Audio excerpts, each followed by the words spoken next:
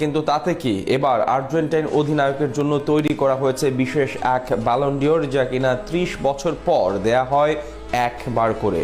সেই ইতিহাসের পাতা উলট পালট করে 21 শতকের একমাত্র ফুটবলার হিসেবে বিশেষ পুরস্কার পেতে যাচ্ছেন ফুটবল জাদুকর, যা অতীতে কেবল পেয়েছেন মাত্র একজন, লিওনেল মেসিকে দেয়া এই বিশেষ সম্মাননা নিয়ে বাকিটা জানবো রিপোর্ট। 21 শতকের একমাত্র ফুটবলার হিসেবে এবার নতুন এবং বিশেষ এক ব্যালন ডিওর পেতে যাচ্ছেন আর্জেন্টাইন অধিনায়ক, যেটি কিনা আবার প্রতি 30 বছর পর পর একবার করে দেওয়া হয়। এমনই এক সুপার ব্যালন ডিওর উঠতে যাচ্ছে ফুটবল জাদুকরের হাতে। ফ্রান্স ফুটবল 1989 সালে অনন্য মর্যাদার এই সুপার ব্যালন ডিওরে ভূষিত করেছিল স্টেফানুকে। এটা এমন এক ফুটবলারকে দেওয়া হয় যিনি ফুটবল অঙ্গনে 3 দশক ধরে দারুণভাবে রাজত্ব করেন, অর্থাৎ 30 বছর সময়ের মধ্যে সেরা একজন ফুটবলার জিতবেন সুপার ব্যালন ডিওর।